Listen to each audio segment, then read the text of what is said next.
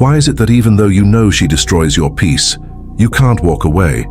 Why does your mind scream warnings at you, yet something deeper, something more primal, pulls you back into her orbit, time and time again? Carl Jung didn't just answer this question. He revealed a truth so unsettling, so profoundly disturbing, that most men lack the courage to face it. It's not her who bewitches you. It's your own psyche that imprisons you. What you call a toxic woman is actually a living personification of your own shadow and your unintegrated, unconscious feminine, your anima. If you don't understand this fundamental truth, you're condemned to repeat the cycle, obsessively, compulsively, until it destroys you. You see, right now, you're probably telling yourself that she's the problem, that if you could just find the right woman, everything would be different. But here's the devastating reality Jung uncovered. You're not attracted to her despite her toxicity. You're attracted to her because of it. And until you understand why, you'll remain trapped in this emotional prison of your own making. In analytical psychology, Jung taught that every man carries within himself a psychic image of the feminine, the anima. She's not a real woman. She's an archetype, an energetic configuration of the unconscious. Think about it. Have you ever wondered why certain women trigger something so deep within you that logic completely fails? Why you can list all the reasons she's wrong for you, yet your soul screams for her presence? This isn't love. This is projection. When your anima is distorted, contaminated by traumas, abandonments, repressions, and fantasies, she projects outward, and instead of leading you to love and connection, she drags you into dysfunctional, addictive, and destructive relationships. You need to understand something crucial here. The anima isn't just some abstract concept. She's as real as your own thoughts, as powerful as your deepest emotions. She's been shaped by every interaction you've had with the feminine since birth, your mother, your first crush, every rejection, every abandonment, every moment of feminine warmth or coldness you've experienced. But there's something even more uncomfortable you need to face. The woman who fascinates you, who makes you suffer, who manipulates or rejects you. She's not outside of you. She is called the perfect mirror of your unrecognized emotional shadow. She embodies everything you repress, your emotional dependency, your need for approval, your existential emptiness, your narcissistic wound. Let me make this crystal clear with an example. You meet a woman who's emotionally unavailable. She gives you attention one moment, then withdraws it the next. You know this pattern is unhealthy, yet you're magnetically drawn to her. Why? Because deep down, you are emotionally unavailable to yourself. You've abandoned your own emotional needs, and now you're seeking someone who reflects that abandonment back to you. Here's how the shadow dance works in painful detail. Every trait you despise in her is a trait you've disowned in yourself. When she's too emotional, it's showing you your own repressed emotions. When she's manipulative, she's reflecting the ways you manipulate yourself and others. When she's crazy, she's embodying the chaos you refuse to acknowledge in your own psyche. The shadow contains everything we've decided is not me. For most men, this includes vulnerability, neediness, emotionality, dependency, and the desire to be cared for. We push these traits into the unconscious, label them as feminine and weak. But the shadow doesn't disappear.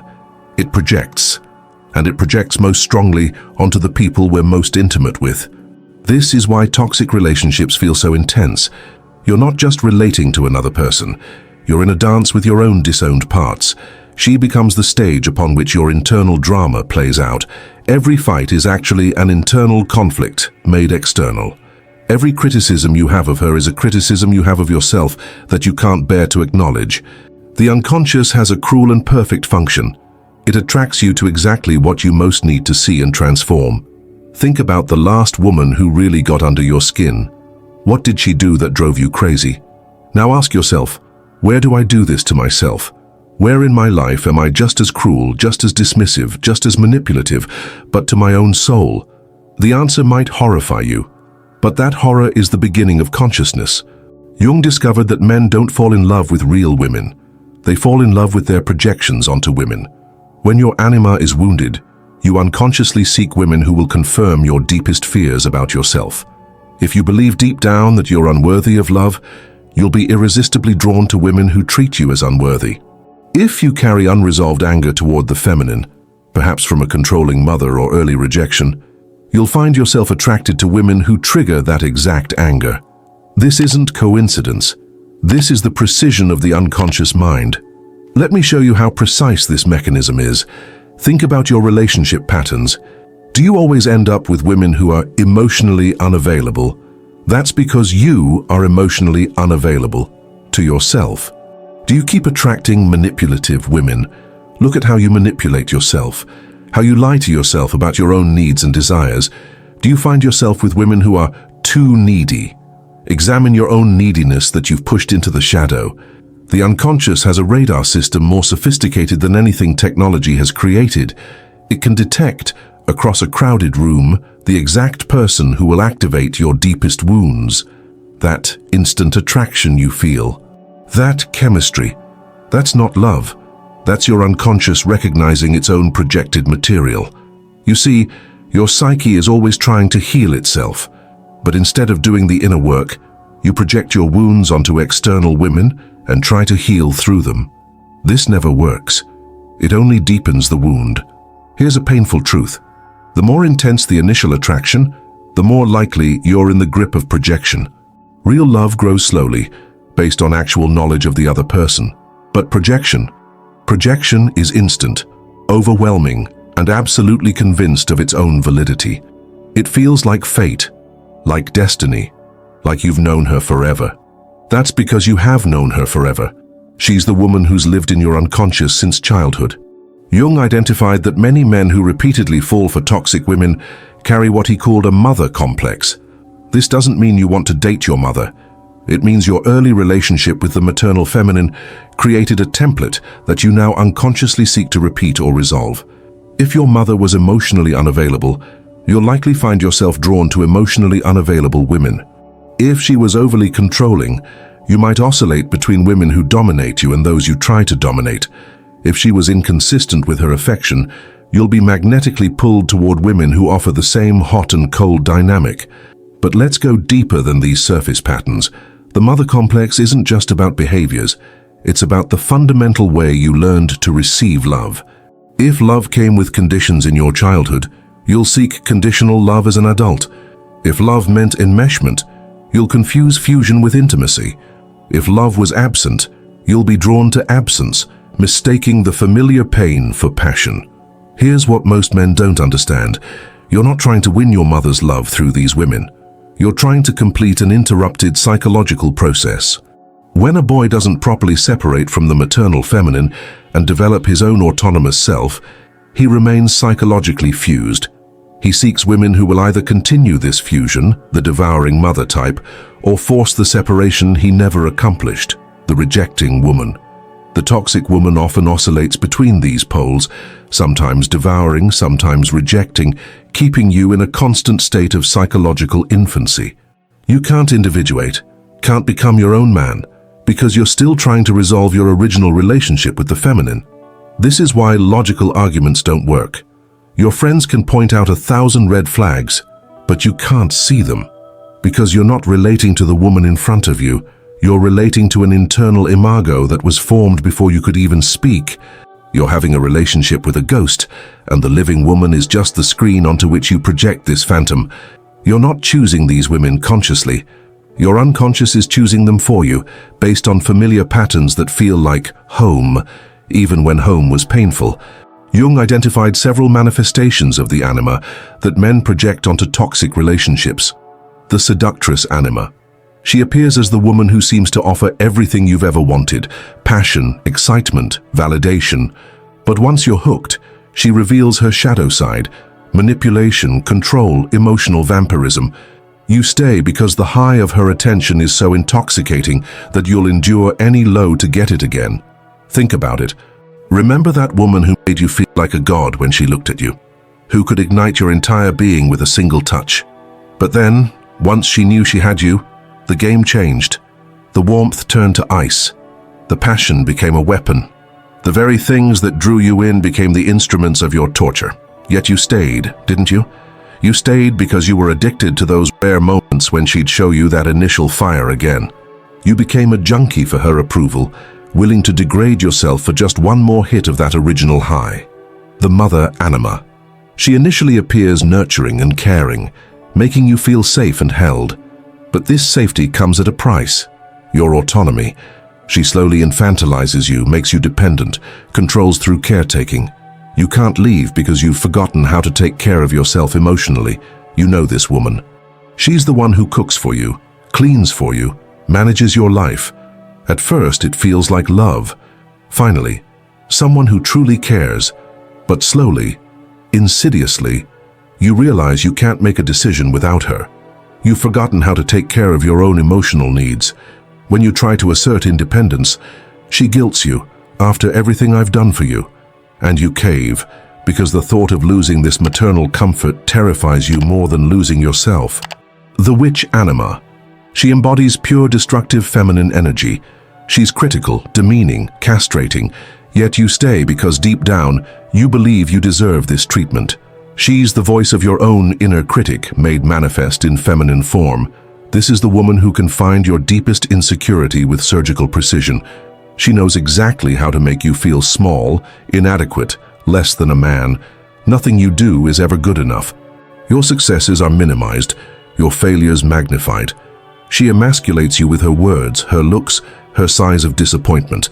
And here's the twisted part. You stay because some part of you believes she's right. Some part of you has always believed you're not good enough. And she's simply confirming what you've always suspected about yourself. The maiden anima. She appears innocent, pure, in need of rescue. You're drawn to save her, to be her hero. But no matter how much you give in, it's never enough. She's eternally helpless, eternally in crisis. You exhaust yourself trying to fill a void that can never be filled because it's actually your void projected onto her. She triggers your hero complex like no other. She's always in trouble, always needs saving, always has a crisis that only you can solve. You feel powerful, needed, important. But notice the pattern. The crises never end. As soon as you solve one problem, another appears. You pour your time, energy, money, and soul into saving her, but she remains perpetually unsaved. Why? Because she's not really asking you to save her. She's showing you that you are the one who needs saving. From your need to be needed, from your hero complex, from your inability to face your own helplessness. Here's the final blow of Jungian truth, the revelation that shatters all illusions. You don't fall in love with the real woman, you fall in love with your own wound reflected in her. The more you reject your sensitive, emotional, vulnerable side, the more this part of you personifies itself in the figure of a woman who seems to give you exactly that. Love, acceptance, seduction, but then transforms into the opposite face. Control, rejection, coldness, humiliation. It's the perfect cycle of the shadow. First it seduces, then it devours. Think about your last toxic relationship. Remember how she seemed to know exactly what you needed, how she could push buttons you didn't even know existed. That's because she wasn't pushing her buttons, she was pushing yours. She was the perfect actress for the drama your unconscious needed to play out. And while you don't recognize that what hurts in her is actually a lost piece of yourself, you'll continue kneeling before the external feminine, begging for validation, love, and meaning. You're not seeking a woman, you're seeking yourself, but you're looking in the wrong place. Every time she withdraws her affection, she's showing you how you withdraw affection from yourself. Every time she criticizes you, she's voicing your own inner critic. Every time she abandons you, she's revealing how you've abandoned yourself. This is why it hurts so much. You're not just losing her, you're confronting your own self-abandonment, your own self-rejection, your own lack of self-love. Here's what Jung understood that most relationship experts miss. The toxic woman in your life is performing a sacred function. She's the surgeon operating on your psyche without anesthesia. She's showing you exactly where you're split, exactly where you're wounded, exactly where you need to heal. But instead of recognizing this, you make her the enemy. You blame her for your pain. You might even develop resentment toward all women. This is the trap. Because the moment you make the external feminine your enemy, You declare war on half of your own psyche. The woman you call toxic isn't your enemy. She's your teacher. But her lessons are written in the language of pain because that's the only language your defended ego understands. Jung's teaching isn't an invitation to hate women. Far from it. Neither is it a call to flee from love. On the contrary, it's a brutal and liberating call to awakening. As long as man doesn't integrate his own anima, as long as he doesn't look within and reconcile with his sensitivity, his intuition, his soul, he's doomed to live relationships that oscillate between ecstasy and abyss. When you stop projecting your anima onto women, you stop seeking them as salvation or as sources of suffering. You see them as they are, human, fallible, and finally, you begin to truly love rather than emotionally depend. The external feminine stops being a prison and becomes a portal for growth, no longer for self-destruction. You see, every man has a choice. You can continue the cycle, meet another woman, project your unhealed anima onto her, experience the initial high of projection, then suffer through the inevitable crash when reality doesn't match your projection. Rinse and repeat until you're bitter, exhausted, and convinced that all women are the same. Or you can do what Jung called the work. You can turn inward. You can meet your own anima, dialogue with her, understand her, integrate her. You can reclaim the emotional parts of yourself you've disowned. You can heal the mother complex, integrate the shadow, and become psychologically whole. When you do this work, something miraculous happens. You stop attracting toxic women because you stop needing them. You no longer require someone to play out your unconscious dramas because you've made them conscious. You no longer seek someone to mother you because you've learned to nurture yourself. You no longer need someone to reflect your wounds because you've healed them. So how do you begin this integration? Jung offered several practices. First, start paying attention to your dreams. Your anima often appears in dreams, showing you her current state. Is she angry, sad, seductive, destructive? These are clues about what needs integration. Second, examine your projections. When you feel that intense, irrational attraction to a woman, especially one who clearly isn't good for you, ask yourself, what does she represent that I'm not giving myself? Third, develop your feeling function. Most men who fall for toxic women have underdeveloped emotional intelligence. They've cut themselves off from their feelings and then seek women to feel for them. Start journaling, start therapy, start feeling your own feelings instead of outsourcing them. Look at your creative life. The anima is closely connected to creativity and soul. When you're not expressing your creative nature, your anima becomes destructive. She needs expression, and if you don't give her healthy outlets, she'll find unhealthy ones. True masculinity isn't control over women, it's sovereignty over your own psyche. When you achieve this sovereignty, you'll discover something beautiful. You'll find that you can be with a woman without needing her to complete you. You can love without losing yourself. You can be intimate without becoming enmeshed. You can appreciate feminine beauty without being enslaved by it. You'll discover what Jung knew, that the goal isn't to eliminate the anima or to become invulnerable to the feminine. The goal is to relate to both your inner and outer feminine from a place of consciousness rather than compulsion. The toxic woman was never your enemy. She was your wake-up call. She was the alarm clock your soul set to wake you up from the sleep of unconsciousness. The question is, will you hit snooze and go back to sleep, or will you finally wake up? Now that you've glimpsed into the deep unconscious patterns that have been running your romantic life, how does this change your perspective? What patterns do you recognize in your own relationship history? Share your personal experiences and insights in the comments below. If this video opened your eyes to something you needed to see, hit the like button. It helps other men find this crucial information. Subscribe to this channel if you're ready to dive deeper into the psychological truths that most people are too afraid to explore.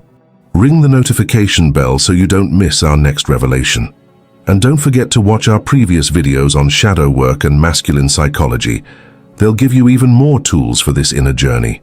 Remember, the woman you attract is the psyche you project. Change your inner world and watch your outer world transform.